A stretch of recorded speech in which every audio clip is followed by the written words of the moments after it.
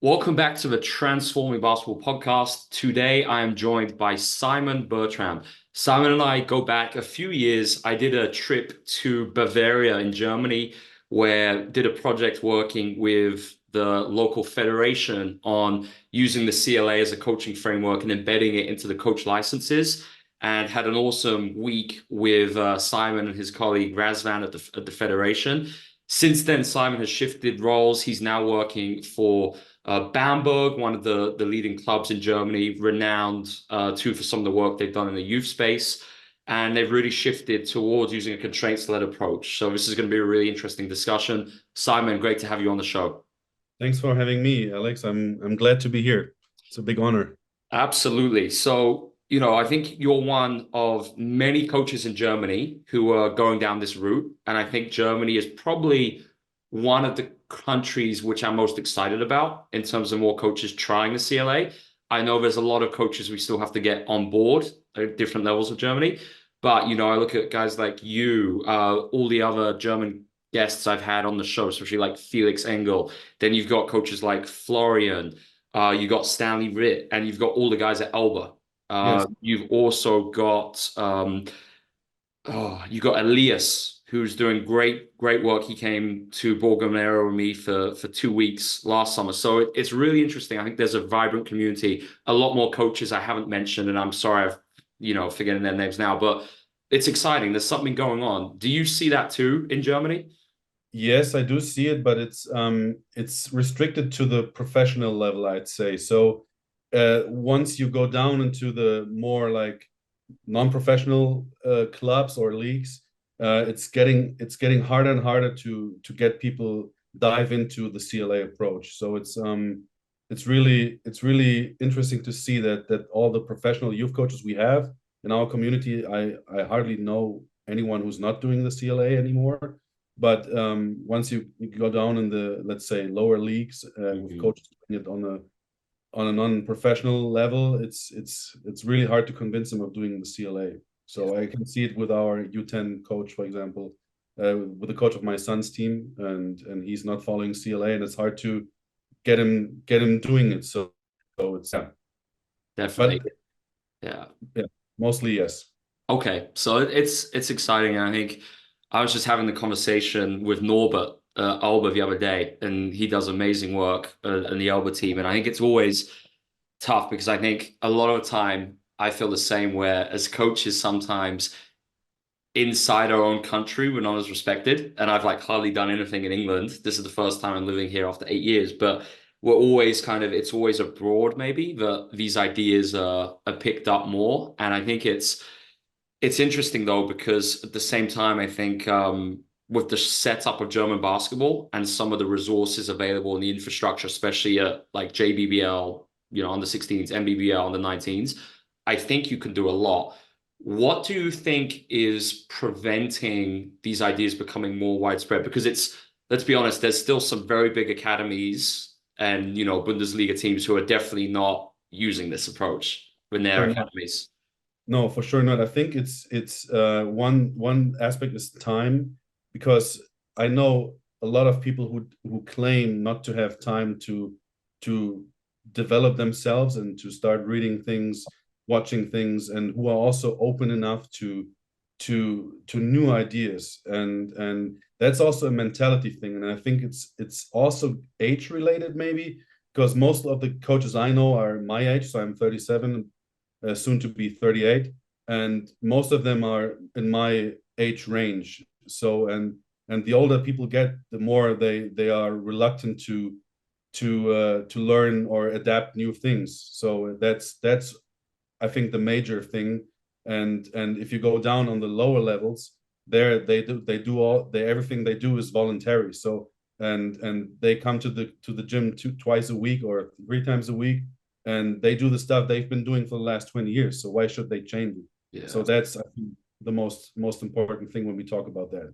Definitely. And I think this is why I wanted to get you on because it's really interesting. Because at Bamberg, you guys have gone all in on this approach. And I think it started a few years ago when Razvan and Marcus Kluseman, who we had on the show already at the Federation, were very brave in wanting the CLA to be done throughout Bavaria, incorporated into coach education. And I think, is that correct, Simon, that that was when you really went all in on this approach a few years Well, back? it's correct. It's half correct, I'd say, because I told you before that I was already doing CLA things without knowing that I done it. So, or that I was doing it. So you when you came, I started researching and I started Mm. thinking, okay, so how am I approaching this CLA thing? And I found out, okay, so most of the things I've done were already one on one. Always, I barely did one on zero stuff, so on air stuff. But when you came, you helped me putting everything into a frame. So this was like the major thing for me that I knew. Okay, so I'm on the right way already. Yep. So now I have a frame, I have a terminology that was for me the most important thing, and from that terminology, I was able to get the roots down to all the things that I've been doing or that I've done before. So Love this that. was for me the most important thing. Love that. So I think one of the hardest things is being able to incorporate these ideas across a whole club. And, you know, since starting transforming, we've had messages from so many coaches, like literally several hundreds. And the most common message is, I'm doing this, but I can't convince the colleagues at my club to do this. What advice have you got? So how have you guys done this at Bamberg? And you know, that's a very prestigious club too. So I can't imagine it was easy.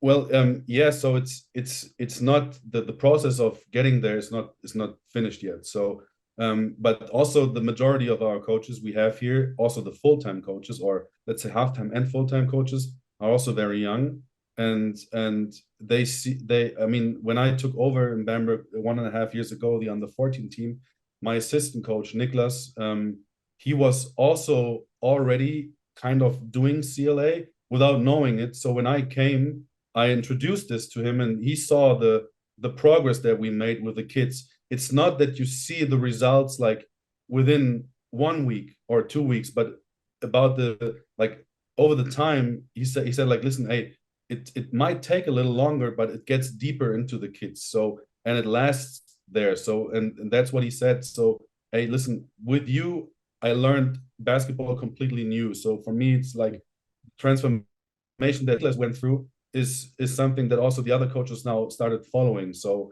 and I think it only goes by example, and you can only lead this thing by doing it, and then the other catch up to it, and they see it, and ultimately, I would say you can see it in the players' eyes. So because when they come to our practice, they know, okay, so everything we do is kind of fun, but we also learn, and it's not like that we always allow them to get out of our frame, if you can say so, and that's what they really like, and what they really and what encourages them to show more effort out of themselves. So and I would say that this is also an important thing. So in the end, it's you can only convince people by showing them results, Yeah. and ultimately, it's what I learned. We have to get back from the weekend result. So if we lose on the weekend, it doesn't matter to me anymore. I mean, of course, I love winning, but when I see progression, I can also lose because I see, okay, players are developing. So I texted you about this kid we have with 1 meter 90, 12 years old. So I put him in a position where he needs to bring up the ball. So he's not a traditional guard, so he loses the ball. So I don't care about this, and you need to get away from the result driven approach and see the 100%. kids developing, and what does it bring to me if I keep winning, but in the end I ultimately don't have any players in the JBBL or in MBBL or in the pro team. So this is in the end our goal, to get the kids prepared to become a pro. That's it. So I love it, Simon.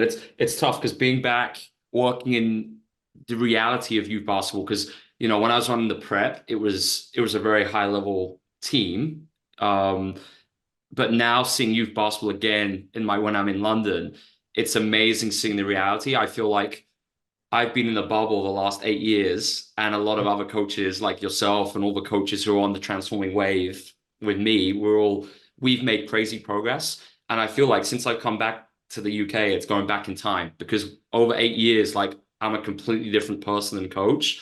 I've studied like crazy, but you're still seeing the exact same things as when I was growing up in the UK. Like youth teams still playing zone the whole game, like having literally no principles of play whatsoever. And it's so disappointing. But hey, we just got to keep advancing, moving on. And I got to say, I caught up with Nicholas in Belgium because we were there with our Lions teams at a Christmas tournament. It was right after Christmas. And it was very cool to see another team who train in this way. And I think we were the only two clubs in that whole tournament, probably 200 clubs. We were in the minority. It was Bamberg and the London Lions, I think the only clubs there really all in on CLA. But you could really see a difference just in terms of how the players were interacting, how they even warm-ups. You'd see our kids, both of our clubs, going on, and we were doing small-sided games for warm-ups, and all the other clubs doing all their traditional stuff. And that was really cool. So one of the things we've done at Lions to really implement this is we meet a lot as coaches and really get on the same page. Did you guys do the same thing at Bamberg? Was it a lot of conversations across different age groups? Do you have like principles of play that you're following at each age group? Yes. So yeah. So but we are also we are not there yet. So we need to meet more often. So we have one meeting a week now for 2 hours. In these meetings we mostly talk about current stuff, not about the future stuff that we are planning to do. So it's mostly about the current situation, about the weekends, who plays where. And what I found out is what is most important is to spend time together in the gym.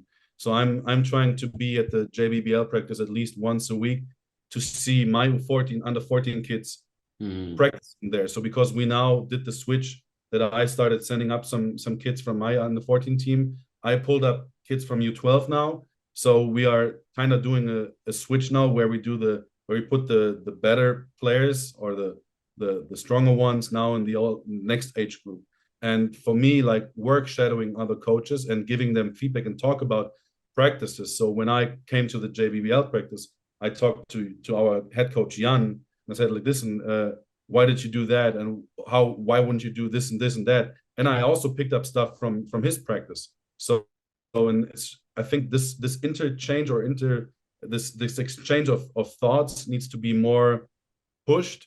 Yeah. And we had this in Nuremberg when I was coaching in Nuremberg with Rasvan. We had one practice a week where all the performance teams from under 12, under 14, JBBL and MBBL were together in one gym. And I think this is very important to see the other coaches work, because most of the time we as coaches are always in our own bubble, I hardly see any other practices. So this first of all helps me to get to know new ideas and new impact, and it helps to exchange thoughts. So I think this is the most important thing that we need to do and that we need to push on. I love that. And obviously, I think, the Nuremberg Tornadoes, great club. A lot of Razvan, Diogo, all those guys doing great work there. I think what you're speaking about, it's what I call the siloed effect. And I've written about that a lot in the book. And I think at the highest level, you see the silos in all the different departments, like different player development from team development to scouting to athletic performance to physio. It's all very fragmented.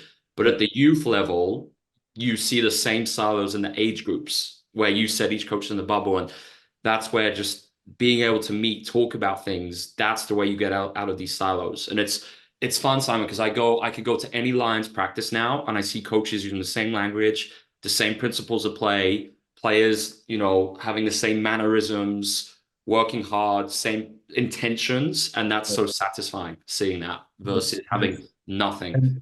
And the good thing about it, that every coach can still be himself or herself, depending on the sex, of course. But it's really good for, there's one thing that came up to my mind also about the things why people wouldn't jump on the CLA approach, is because you need to master the game. If you want to coach CLA, you need to be a master of the game. You need to know which outcome do I want with this drill or with this exercise that we're doing up next.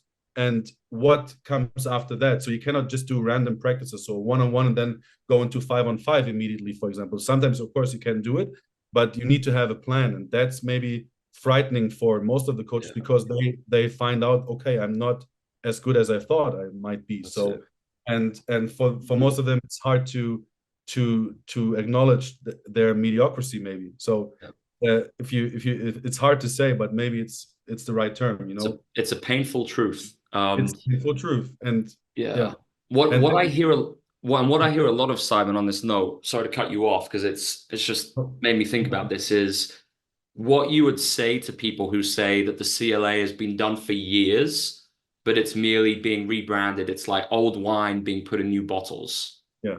Because I disagree very strongly with that. What would you say to that? And then I'll Uh, have my ideas.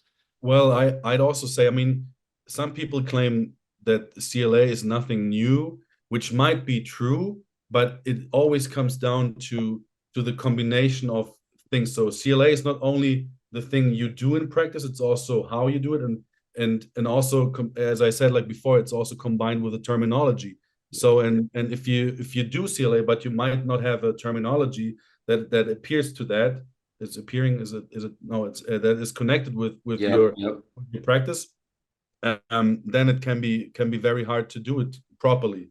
So I'd say it's the quote that you mentioned is maybe not completely correct, but also not completely false. Yeah. What I say to that is it's like, yes, coaches have done small-sided games for years, for sure, but it wasn't understanding the CLA framework. And it was typically they did those games alongside very traditional drills, number one, which we would not do within the modern day using the CLA.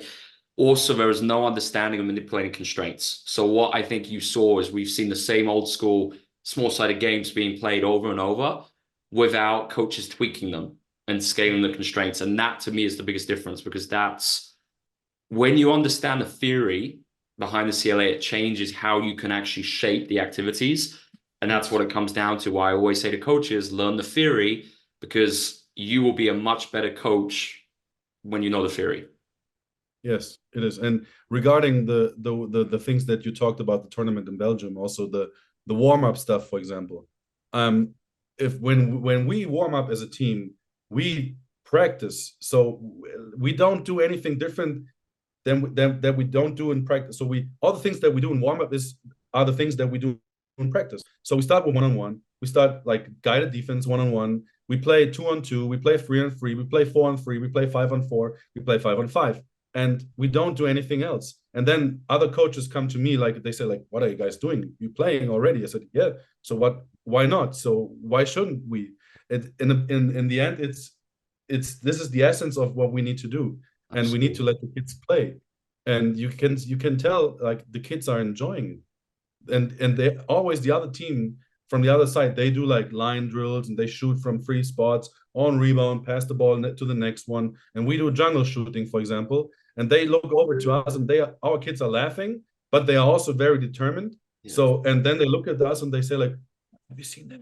Oh, it looks fun," and blah blah blah. So it's really nice to see that our approach Yeah. apparently is a nice thing to do, and also for the kids' development. It's And that's it. fun doesn't exclude progress. So Yeah. this is what I always say. Jungle shooting, a transforming classic. We've obviously got it on the website for the coaches who don't know what it is. It's funny, Simon, because I relate to that when I'm with the G League team, the Rip City Remix this year. When I've been doing this with our associate head coach, George Galnopoulos, he's excellent. And George and I have really had some fun exploring the CLA together this year. And pre-game, we do it all with our players in the G League. And G League players are doing this. They love it. And we get looks like we're aliens from opposing coaching staffs, because, you know, they're doing all their dance rehearsals the other end. And boom, we're there. We're using former players on our staff as defenders. We're guiding it. We're playing like 1-on-2s, 1-on-3s, different constraints. And it's awesome. The players love it. Yeah. It's, you know, so I want to shift this, Simon, to talent ID, because let's be honest, Bamberg is especially compared to a city like Munich in Bavaria. It's obviously a very small town, and you know, you guys are trying to find the best players possible with potential in that region to, you know, come through the academy and hopefully one day play for the BBL team. So could you talk a little bit about how you're going about recruitment in schools? Because actually, I want to selfishly learn this too, because at Lions, we're going to start this and go into like loads of schools throughout London. And we haven't done anything like this yet. So I'd love to hear about some of the things you're doing in this space. Yeah, sure. So I'm glad to talk about that because that's also something I picked up from the federation and especially from Razvan again.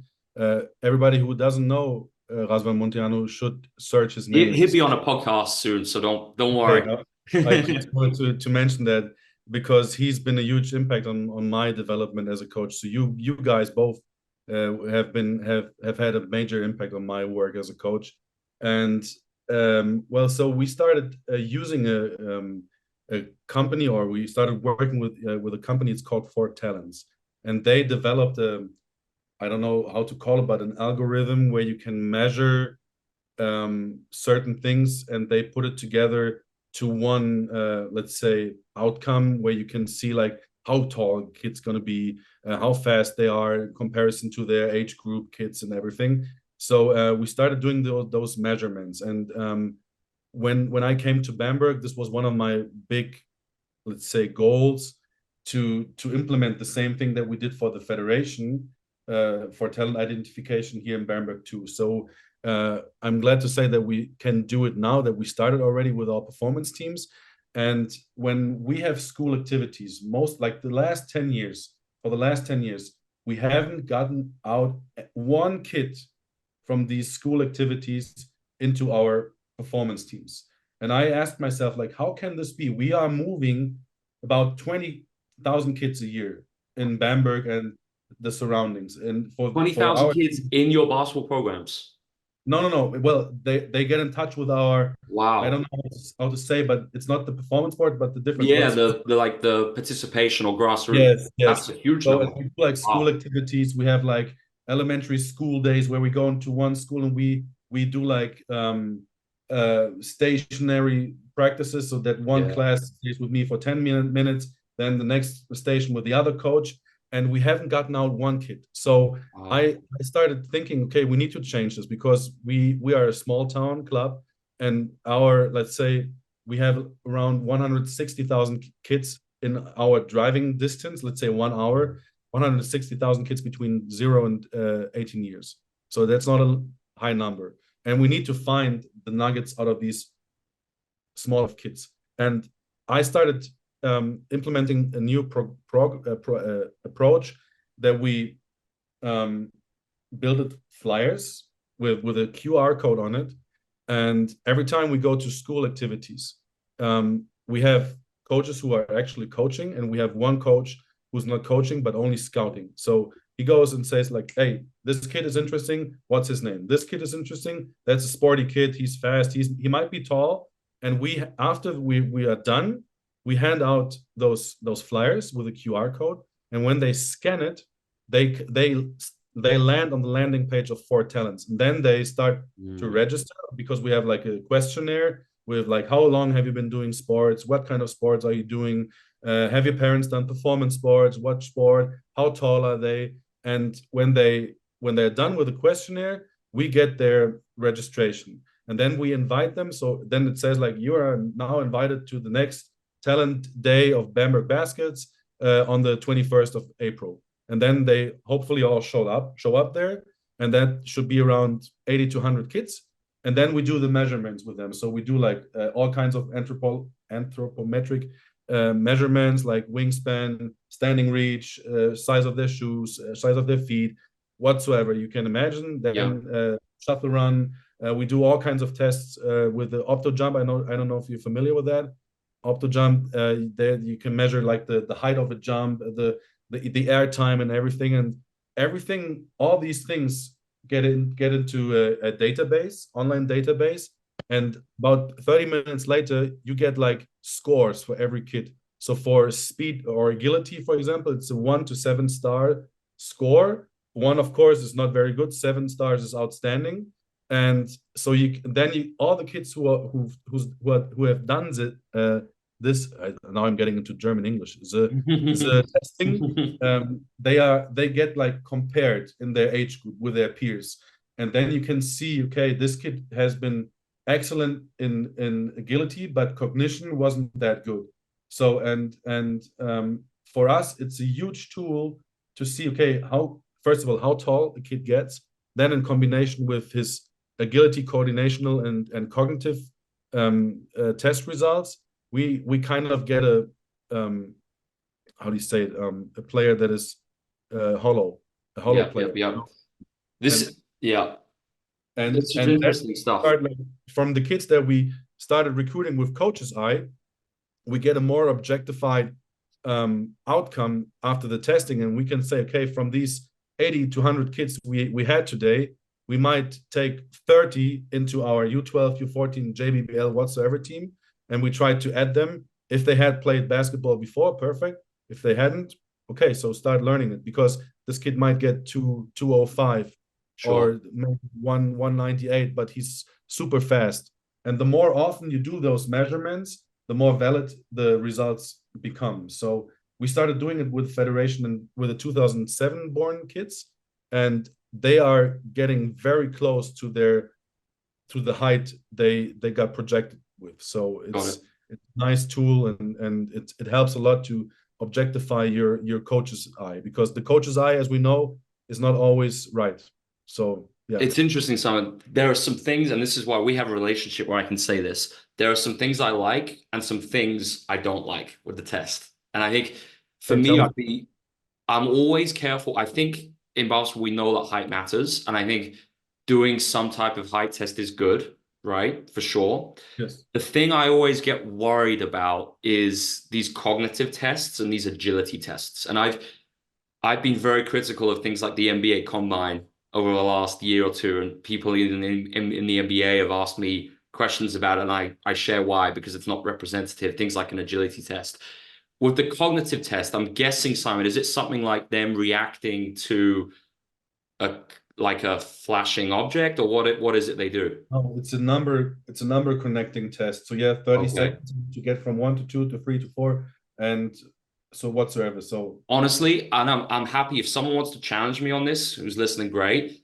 Honestly, I don't see a value to that. And it's interesting to have this discussion, because, previously I would have thought that something like that was useful.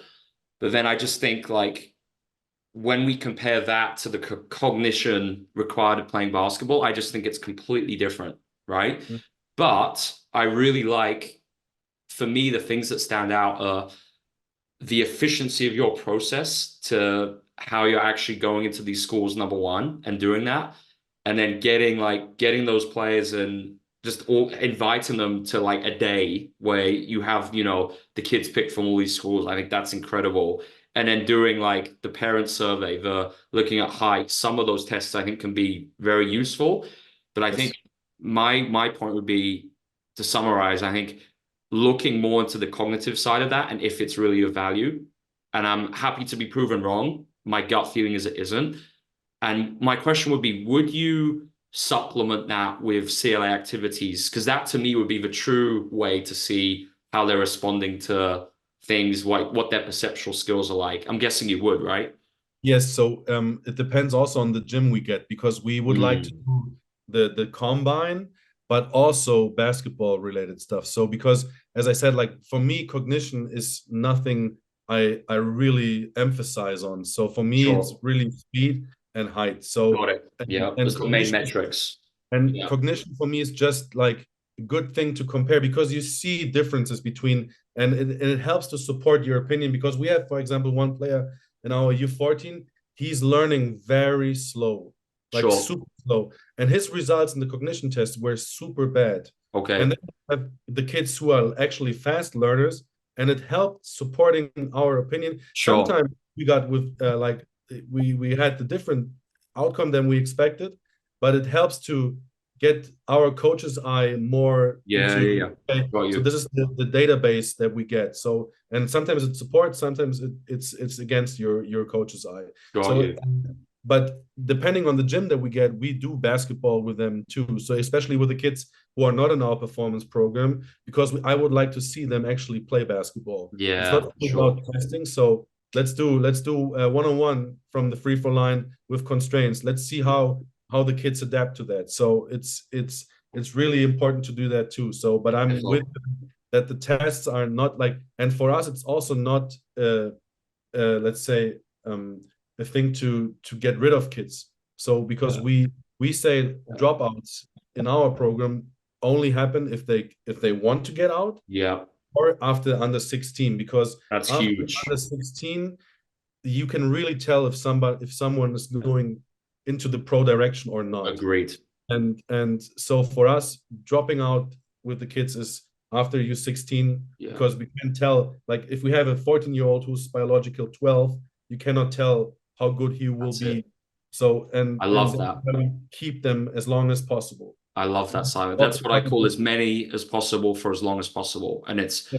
I would encourage club teams in Europe to obviously, like you guys, not be turning kids away, especially under 12s, under 14s, and even trying not to select and just at under 14s. If you can have 3 or 4 teams with the same level of coaching, do that. Great. Like, yeah, And it's also like not only from a performance level side, but it's also a social responsibility you have as a club, because when the kids come out of my U14 with 5 or 6 practices a week into like a club where the coach is low level, from like low level quality, yeah, and maybe twice a week, they fall into a hole. absolutely. And it's responsible, it's our responsibility to keep the kids. And you never know, like maybe after you're 16, one kid says like, listen, I really enjoyed the time spending with you 4 years now, but I want to do something else. I have a Yeah, girlfriend now. I'm not willing to sacrifice my free time anymore.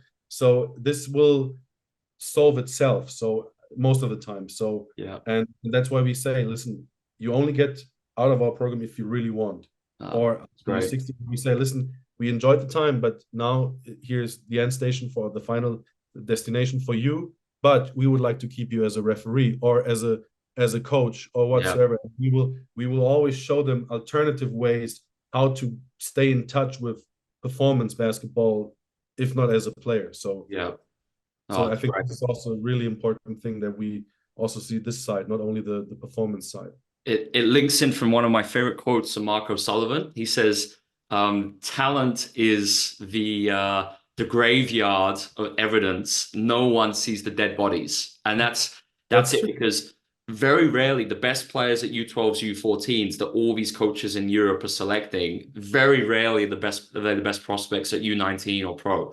And unfortunately, Yes. all the better kids who could have been far better players, we never hear of them. Why? Because they drop off.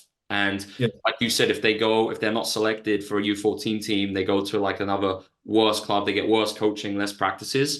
No wonder they're not going to flourish. So And yeah, it's let me really, tell you one more thing, if it's okay for yeah, you. dude.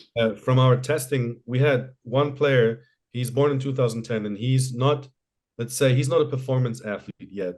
He doesn't have the mindset. He's like, sometimes he's there, sometimes he's not, but he always has excuses. So he's learning for school, blah blah blah blah. So he's very reliable. But after the testing, we found out he will be between 198 and 202. So from his height, and this put him into a very different light, because now we said like, listen, we might need to invest a little more on him because he will be big and he's athletic.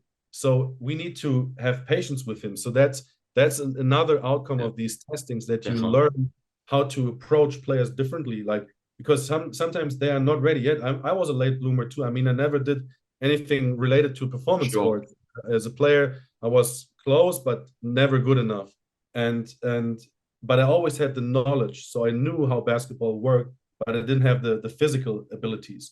And sometimes it's the other way around. Sometimes the Yeah. players have physical abilities, but not the mindset yet. And this is something it needs to be developed with the players. And sometimes Definitely. we see this because we cannot afford as a small program to lose kids that are getting between 198 and For 202. sure. So, and we need to stick with them. So that's why he's now in a different light for me, because before that, I mean, he's tall for his age group, but not that tall. Yeah. So now he was there, fine. He's not there, okay, fine too. And now I see him different. So Yeah, this also helps sometimes because definitely. you have your stars and everybody knows they are good, Yeah, but you have also the late bloomers and you might not see them that's it. before that. So that Exactly helps it. a lot too. And I think this links to my last question, Simon. I think a lot of the time when we look at talent ID and prospects in basketball, we get so focused on only looking at the player. And I think you've done some really good work looking at the holistic side of things. And you call it, looking at the person behind the player.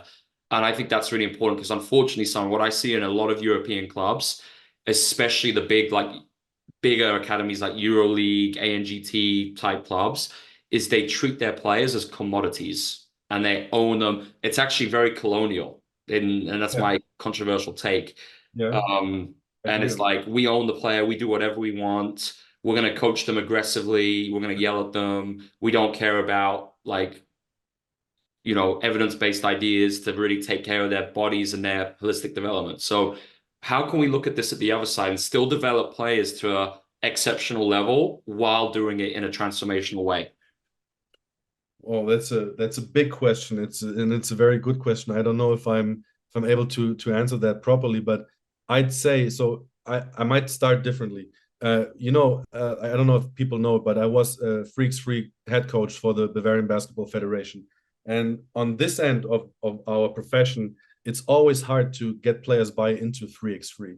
And I had some players playing who were back then playing for a big club in Bavaria. I'm not saying who it was, but and they wanted to join my team for the Bavarian Basketball Federation, and they also wanted to play for the national team. And they were like 2 days before we went to the annual meeting of all the German federations, where the best players presented themselves and where they get selected for the national teams. 2 days before that, the club called me and said, like, listen, the guys can't come. So like, why? Everything is paid. They are supposed to be there. And they said, no, no, no, we decided differently. And I said, like, listen, did you talk to the players? And they said, no, we decided for them. And then the players called me and they said, like, listen, oh, they came to us today and we cannot come. This is impossible. And we want to come. And they just decided over their heads as if they own them, as you said it, like a very colonial approach. And coming from that, like I would never tell a player not to do this or whatsoever. So if you want to go to a camp in Berlin, join Alba Berlin, please be my guest, go. If you want to go to the federation, to the courses, go. National team, go. If you want to do this and this and that, if you want to do a different sport, do it. So as long as you can manage everything around it, please be my guest. And I think we as coaches need to realize that we are not God Yeah. for players, and that the generation also changes because they are more individually like the most of the players, like they wear headphones during warm-up, for example, and they do their individual warm-up routines and everything.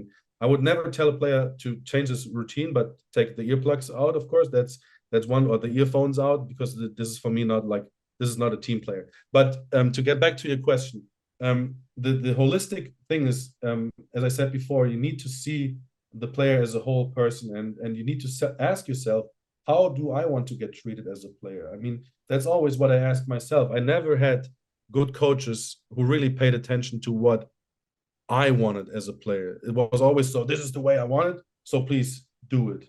And I think I kind of lost my way to answer your question, but No, it's good.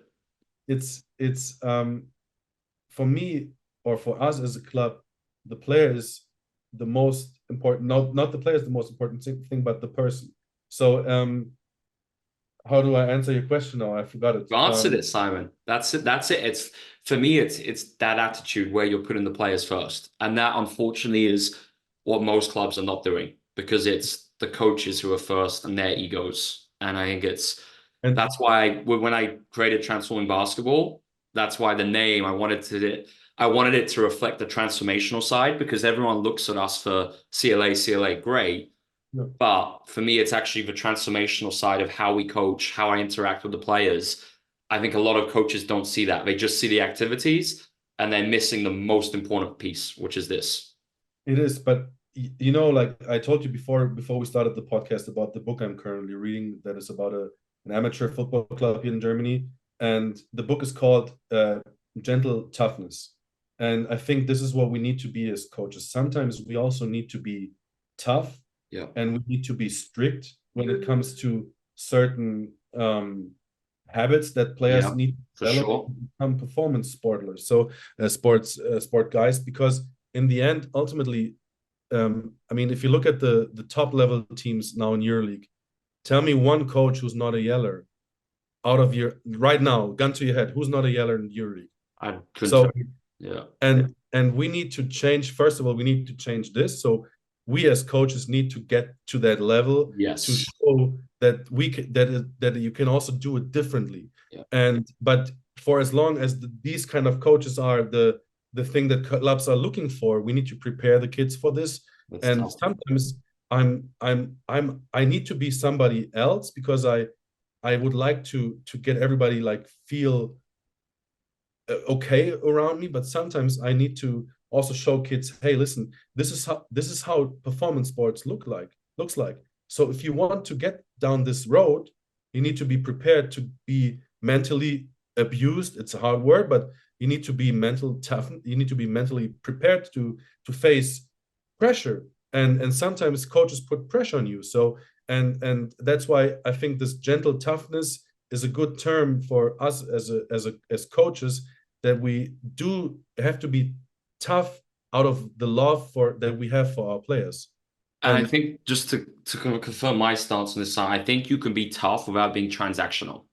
Like, and that's that's where it comes to me. Yes, like we know coach is going to be yelling and shouting abuse at them. I would never do that.